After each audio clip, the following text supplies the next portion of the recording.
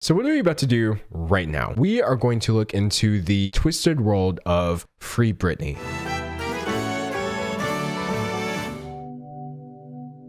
So the reason I wanted to talk about this is because a documentary recently came out talking about the situation, and now everyone's talking about it. We have Britney Spears on the one hand, American superstar singer with a tragic turn of events in her career. And on the other, there's a list of people her fans claim are controlling her behind the scenes. And so this documentary that just came out, Framing Britney Spears, is designed to look into that.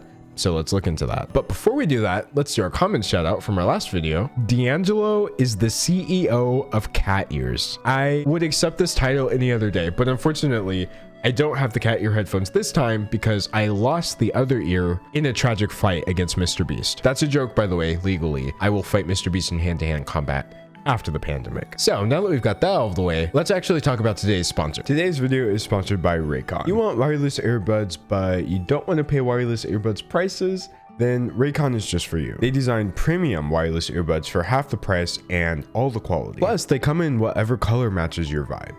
Personally, I would go with all of them. Raycons are good for a reason. The company was founded by musician Ray J, and the earbuds are loved by other musicians, from Brandy to Melissa Etheridge to Snoop Dogg, just to name a few. But to top it all off, they still have a 45-day free return policy. My biggest personality trait is never facing the music, but always listening to it, and Raycon makes that perfectly easy. I can take the vibes with me.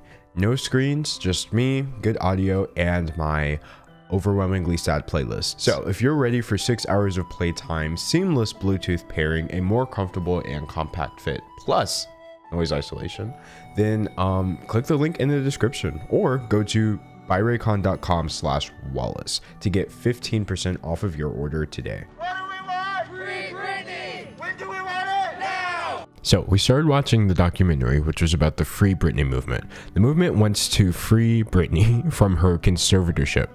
A conservatorship is an agreement that lets another party control your finances and life. Why do conservatorships exist? I understand that they literally just said it's for elderly people, but I'm not talking about like being able to help somebody who needs your help. It should be more limited than it is. So the documentary basically started off by taking a look at the early life of Britney Spears. Same as always, they talked to her childhood friends, by the way.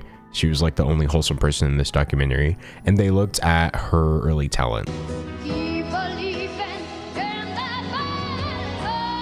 How? When I was 10 years old, I was a broke, no money having, no job having 10-year-old, and I should be ashamed. You have the most adorable, pretty eyes. You have a boyfriend? No, sir. Why not? They're mean. Boyfriends? You mean all boys are mean? I'm not mean. How about me? What? Did he just not all men? A literal 10-year-old? Mom was just so sweet, so proud of her daughter, and her dad, too, was very proud of Britney. He was more concerned with the financial aspects of it. How was he going to be able to make this happen? Encouraging your children to pursue their dreams and providing them with the tools that they need to do so is good. But approaching it financially, I don't know about that one. Just because you have a talented child, do you need them to then get record deals and drop music and enter what literally everyone already knows is a toxic world? Or could you just encourage them to learn how to sing and be their best outside of that? The documentary then goes on to talk about how Britney Spears was sexualized in her early career. Teenage girls want to be adult women, but they also are kids. Why are we acting like this wasn't like an image put onto her? She signed a record deal. They made her this way. They were literally like, wear this schoolgirl uniform and let's do this song. She was being sexualized. She was a child. I find that very strange. She comes in the midst of the Clinton-Lewinsky scandal. President Clinton had an affair. Sexual relationship with a former White House intern. Who do you watch? The nice girl? The pretty girl you can take home to mom? Or the cheap, slender girl you know puts out, everybody goes for Monica? It doesn't even matter what time period that was. When would that have not been super gross? Next, the documentary looks at the factors that played into Britney Spears' mental breakdown, which they largely attribute to the paparazzi, and I see why. It's hard to get out of it once you start making the kind of monies that these guys were making. Is it Britney Spears' fault that you were not making money off of your actual artwork, and so you decided to stalk her instead? I don't think so, but let's just keep going. You could tell she enjoyed it. she would give it up the shots. She liked it because she sat there basically and took it. Okay, cool. It was like she needed us and we needed her. We both needed each other. You tell yourself that, buddy. Whatever you need to tell yourself to sleep better at night. I feel like I've been missing out. Okay. I feel like I've been missing out on life. Like what part of life? Life! So they go on to explain that the paparazzi start stalking Britney Spears' new family. Oh, come on. She can't even get married. The baby, that's very exciting. Now you have to be really excited about that. Everyone wanted a piece of Britney. The tabloids were paying a lot of money. Unironically, how would this level of stress not have some effect on you? And almost immediately, there's the perception from the tabloids that Britney is an unfit mother. Britney Spears must be paying the babysitter overtime. Britney Spears went out and her baby was safe at home. Bad mom of the year. So things were getting so bad that Britney Spears started lashing out. She shaved her head, she attacked the paparazzi, and people started getting concerned.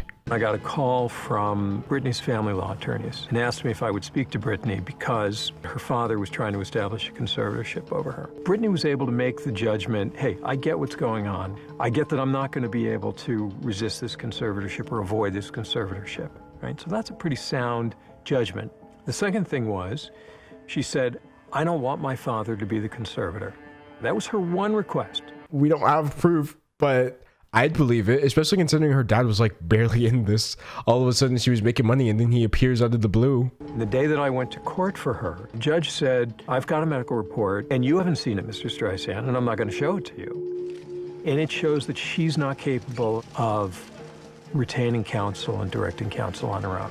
When the judge told me, Mr. Streisand, I'm not going to let you represent her, I'm going to appoint somebody, I felt that was not the right decision. Let's say that Britney Spears has a disability that severely impairs her judgment. Does not then give you control over her life. The next several years promise to be very lucrative for the conservatorship estate. This conservatorship should be viewed more as a hybrid business model. We got them out here in 4K admitting that this was never, ever about Britney Spears' well-being and that it was always about the money, not to protect you or to help you, but because they were like, this is business. So her father continued to have control over her while she was obviously capable enough to perform and make him money. But then she suddenly canceled all of her shows and disappeared. But people think they actually know where she is. Finally, the Instagram, which had been dark, there's a meme. The caption says, we all need to take time for a little me time. Britney has been in the mental facility since mid-January. Of course, I'm just a paralegal. I haven't had any contact with her, but from what I understand, this was not a decision she made. So the Free Britney movement believes Britney's being held against her will in a mental facility, which I kind of believe, and that she's trying to leave hints on social media. I'm not saying Britney Spears is posting like bizarre messages or some sort of secret code, but that is weird. The other thing that I think we're seeing for the first time is that she's sort of acknowledging the outside phenomenon of Britney Spears fans coming out against the conservatorship. At this point in her life, Britney welcomes and appreciates the informed support of her many fans. Britney herself is vehemently opposed to this effort by her father to keep her legal struggle hidden away in the closet as a family secret. Isn't that crazy how Britney Spears could only say something through a legal document? And unfortunately, this documentary has no happy ending. Britney remains under the conservatorship as a quote-unquote high-functioning conservatee? Ew. What? What does that mean? So honestly, at this point, I just hope Britney Spears is happy. And if not now, at some point in the future. I think everyone involved in the story is disgusting, for lack of a calmer term. I just hope it has a happy ending at some point. There's not even a joke I can really make about it. Anyway, I will be here all week at 2 p.m. Central Time. If it's Monday, Wednesday, or Friday, that means I'm uploading a new video here. If it's Tuesday, Thursday, or Saturday, that means I'm going live over on Twitch. Basically, what I'm saying is I'll see you tomorrow. Unless, of course, tomorrow is Sunday, in which case, just watch this video again. Free Britney.